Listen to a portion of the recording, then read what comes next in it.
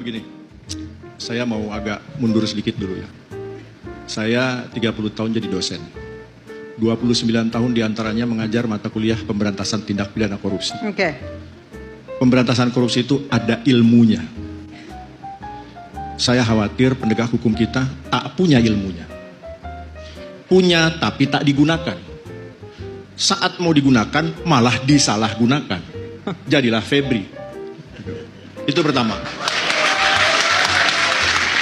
Kedua, kalau tadi saya khawatir ya, penegak hukum tidak punya ilmunya. Kedua, saya kok hampir yakin pejabat, pemimpin kita tak punya ilmunya. Ya, saya senang mendengar pemimpin tertinggi kita ya. Tadi Pak Haroki bilang, presiden begini, presiden begitu. Senang saya mendengar. Cuma kita ini cuma disuruh senang mendengar. Ya, jadi ada banyak akar korupsi. Salah satu akar masalah korupsi adalah adanya benturan kepentingan. Termasuk yang sepele tadi, mau cepat tapi mau tertib, ya kan? Salah satu penyebab benturan kepentingan adalah rangkap jabatan.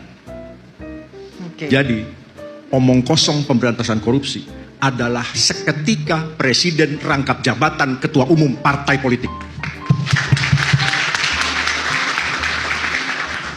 Tidak perlu kejar ke Antartika, kejar saja antar kita. Tangkap saja sekitar kita. Tapi kan udah sebelum-sebelumnya juga seperti ini. Oh iya, Pak Ganjar. kejar juga semuanya. Jadi begini, kita ini butuh, masyarakat kita ini butuh contoh. Tadi dibilang, jangan tajam ke bawah, tumpul ke atas. Kan gitu. Ini tidak ada maksud lain, tidak ada maksud meremehkan presiden. Kalau saya jadi presiden, saya menolak hadir penyerahan uang sekian triliun yang dipamerkan. Karena itu, dari sudut ilmu pemberantasan korupsi, tidak ada benarnya sama sekali. Kenapa? Satu, apakah betul itu barang sitaan atau barang rampasan? Oke. Kalau betul barang sitaan, barang rampasan, apakah pada saat disita dirampas dalam keadaan tunai? Kan di bank. Kasih aja bukti blokirnya, kasih aja bukti transfernya, kasih saja bukti sitanya. Selesai, kenapa harus di-show? Jadi kita tidak sedang melakukan law enforcement, tapi law entertainment. Itu, ya. Dan celakanya, publik kita senang dan bertepuk tangan. Ya, kenapa? Karena presidennya senang.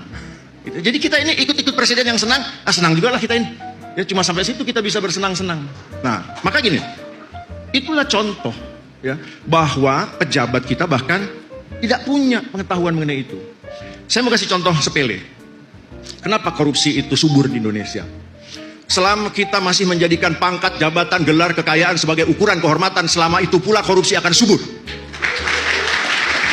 Ya. Kejar pangkat, kerja jabatan, gila-gilaan, jilat sana, jilat sini, sampai saya pernah bilang, lantai istana makin licin, basah oleh liur para penjilat. Lihat pejabat, dikawal-kawal, ya kan? Diperlakukan berlebihan. Saya bilang, pejabat itu cuma di kantor dan di jam kantor.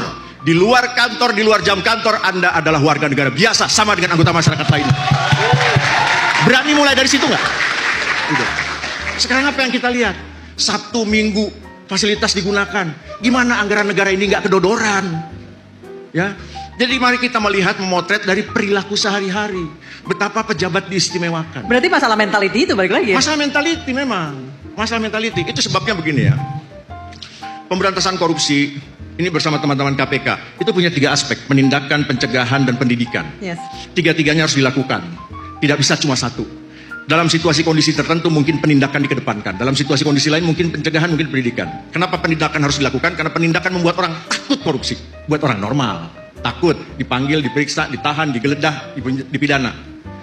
Consistent prosecution is the best prevention. Tapi tidak cukup penindakan, perlu pencegahan.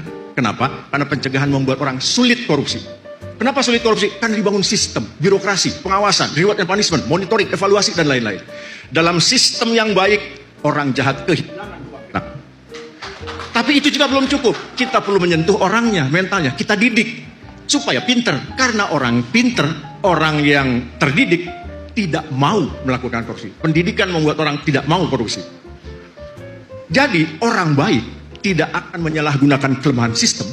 Sistem yang baik mempersempit ruang gerak koruptor. Itu yang harus dibangun. Itu. Celakanya, sistem dibangun, pengawasan dibuat. Tapi pengawasannya seremonial. Ya, tidak dilakukan pengawasan sungguh-sungguh, monitoring sungguh-sungguh, evaluasi sungguh-sungguh, punishment sungguh-sungguh. Itu yang kita sayangkan. Nah, kalau bicara hukuman mati, jadi begini, saya harus nyatakan bahwa pada prinsipnya saya setuju hukuman mati. Ya, tapi kan tidak sedikit-sedikit mati. Dalam hukum pidana Indonesia, pidana mati itu hanya dijatuhkan ke tindak pidana yang jumlahnya sedikit sekali. Ya, sedikit sekali. Sudahlah cuma sedikit, jarang diancamkan, dituntut. Sesekali dituntut, tak pula diputus mati oleh Betul. hakim. Gitu ya. Diputus mati pun eksekusinya 20 tahun lagi, 25 tahun lagi. Masyarakatnya udah lupa. Ya. Nah, tapi di sisi lain begini. Dalam situasi penegakan hukum seperti sekarang, sebaiknya hukuman mati tidak dulu dijatuhkan. Yes. Karena hakimnya mudah disuap. Ya, karena jaksanya mudah dikendalikan. Karena penyidikannya mudah sekali merekayasa. Gitu. Jadi bahaya nih kalau tadi sudah disampaikan kalau mati itu tidak bisa direvisi. Yes. Gitu, ya. Jadi kita punya banyak perangkat dan saya yakin begini, banyak orang pintar di sekitar presiden juga. Pengawas yang namanya DPR kok tidak melakukan pengawasan? Malah menjadi corong perpanjangan eksekutif. Katanya legislatif. Oke. Kayak gitu ya. Jadi akhirnya kita harus mengakui bahwa masalah ini mengakar, Oke. menjalar kemana-mana. Kalau saya bukan spesifik hukumannya ya, tapi jalankan saja aturan undang-undang yang ada. Kenapa? Karena negara kita sudah punya lebih dari sekedar cukup perangkat undang-undang untuk penegakan hukum, terutama pemberantasan korupsi, termasuk ancaman pidananya. Sudah lebih dari cukup. Kalaupun mau ditambah, kita ini sudah punya undang-undang khusus tindak pidana korupsi, tindak pidana narkotika, dan lain-lain. Terus kita sudah punya undang-undang tindak pidana pencucian uang. Tinggal tambah 2 lagi. 1, undang-undang perampasan aset, titik. Bukan perampasan aset tindak pidana. Perampasan aset, titik. Plus undang-undang pembatasan transaksi tunai.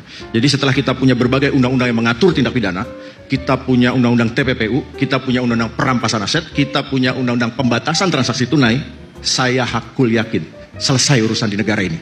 Pertanyaannya, siapa yang mau menyelesaikan? Kelihatannya memang mau dipiara terus masalah ini. Gitu. Terima kasih. Oke, baik.